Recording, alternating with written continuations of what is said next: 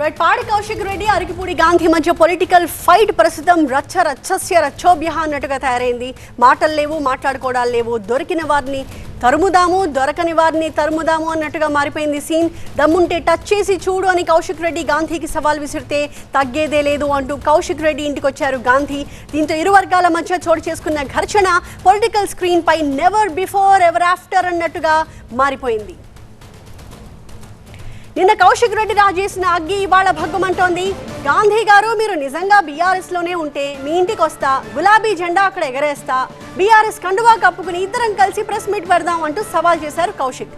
ఇక ఆ సవాల్ని యమ సీరియస్ గా తీసుకున్న అరకిపూడి గాంధీ కౌశిక్ రెడ్డి చెప్పిన టైంకి ఆయన రాలేకపోయారు కాబట్టి ఆయనే తన అనుచరులతో కలిసి కౌశిక్ రెడ్డి ఇంటికి వెళ్లారు.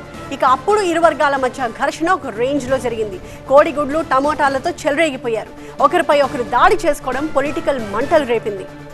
అసలు ఈ వివాదంలో కౌశిక్ రెడ్డి వర్షన్ ఏంటి? అరకిపూడి గాంధీపై కౌశిక్ రెడ్డికి అంత కోపం ఎందుకు? కౌశిక్ ఇంటి దగ్గర ప్రస్తుతం పరిస్థితి ఏ రకంగా ఉంది వివరించడానికి మా ప్రతినిధి రాకేష్ లైవ్ లో సిద్ధంగా ఉన్నారు. రాకేష్, సో ఇంత హడావిడి జరిగిన తర్వాత ప్రస్తుతం రెండు వర్గాలు ఏ రకంగా రియాక్ట్ అవుతున్నాయన్నది కూడా మనం చూస్తున్నాము. ఒకరిపై ఒకరు మాటల దాడి చేసుకుంటూ ఉన్నారు. ప్రస్తుతం కౌశిక్ రెడ్డి ఇంటి దగ్గర ఎలాంటి సిచ్యువేషన్ ఉంది? ప్రస్తుతానికైతే కౌశిక్ ఇంటి దగ్గర కొంత ప్రశాంతంగానే కనిపిస్తుంది. పోలీసులు గేట్ బయట సేమ్ సెక్యూరిటీ మెయింటైన్ చేస్తున్నారు. పెద్ద ఎత్తున లోపలికి వచ్చే వాళ్ళని చెక్ చేస్తున్నారు. అక్కడ పెద్ద ఎత్తున సెక్యూరిటీ అరేంజ్మెంట్స్ జరుగుతున్నాయి. ప్రస్తుతం క్లీనింగ్ జరుగుతుంది. ధ్వంసమైనటువంటి ఇంటి విజువల్స్ కూడా చూడొచ్చు మనం. పగిలిపోయినటువంటి గ్లాసులు, కుండీలన్నీ కూడా పూర్తిగా ఎక్కడికక్కడ ఇసిరేసి వెళ్ళిపోయారు. లోపలికి వచ్చినటువంటి కార్యకర్తలు ఇంట్లోకి దూసుకెళ్లేటువంటి ప్రయత్నం కూడా చేశారు.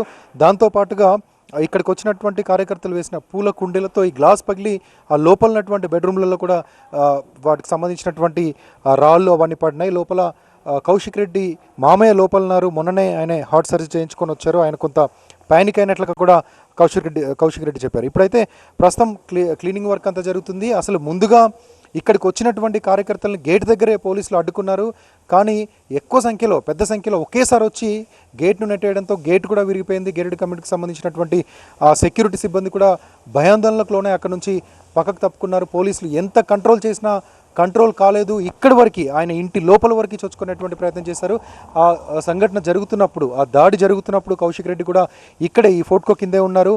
ఆయన పైన టమాటాలు, గోడుగుడ్లు వేస్తూ కొంత భయాందోళన వాతావరణం క్రియేట్ చేసే విధంగా ఇరు పక్షాలకు సంబంధించినటువంటి కార్యకర్తలు, ఇటు కౌశిక్ రెడ్డి అనుచరులు, అటు వచ్చినటువంటి గాంధీకి సంబంధించినటువంటి అనుచరులు కూడా ఇద్దరు దాడులకు పాల్పడ్డారు. మాటలతో మొదలైనటువంటి ఈ వివాదం దాడుల వరకే వచ్చింది. తెలుగు రాష్ట్రాల్లో ఒక ఎమ్మెల్యే ఇంకో ఎమ్మెల్యే ఇంటికి వెళ్ళి దాడి చేయడం అనేది ఇదే మొదటిసారి అని చెప్పొచ్చు. ఇంత పెద్ద ఎత్తున 20 కార్లతో పెద్ద కాన్వాయ్తో గాంధీ ఇక్కడికి వచ్చారు. గాంధీ కూడా గేట్ దాటి ఈ కమ్యూనిటీ లోపలికి వచ్చారు, కానీ ఇంటి వరకు రాలేదు. ఆయన అనుచరులు ఇంటికి వచ్చారు. ఒక అరగంట 45 నిమిషాలు బీభత్సమైనటువంటి వాతావరణం, ఒక భయంకరమైనటువంటి వాతావరణం కనిపించింది. మీడియా రిప్రజెంటేటివ్స్కి, మీడియా ప్రతినిధులకు కూడా చాలామందికి దెబ్బలు తగిలాయి. పూల కుండీలు విసిరివేయడంతో అటు ఇటుగా ఉన్నటువంటి మీడియాలకు దెబ్బలు తగిలాయి, కోడిగుడ్లు తగిలాయి. ఆ తర్వాత 45 నిమిషాల తర్వాత కానీ మొత్తం వచ్చినటువంటి మాబ్ని కంట్రోల్ చేయలేకపోయింది పోలీస్ సిస్టమ్. కొంతమందిని బయటికి తీసుకెళ్ళినా, కొంతమంది విల్లాలోనే అక్కడక్కడ కార్నర్లో ఉండి మళ్ళీ వచ్చి ఇక్కడ బైఠాయించారు. మళ్ళీ కౌశిక్ రెడ్డికి వ్యతిరేకంగా నినాదాలు చేశారు. ఆ తర్వాత వాళ్ళని తీసుకెళ్తే మళ్ళీ ఇంకొక బ్యాచ్ రావడం. 45 నిమిషాల పాటు కంటిన్యూస్గా టెన్షన్ వాతావరణం ఈ కమ్యూనిటీలో కనిపించింది. దీంతో పక్కనటువంటి విల్లా వాళ్ళందరూ కూడా కొంత భయాందోళనకు లోనయ్యారు. దాంతో రాకేష్, మీరు హోల్డ్ లో ఉండండి.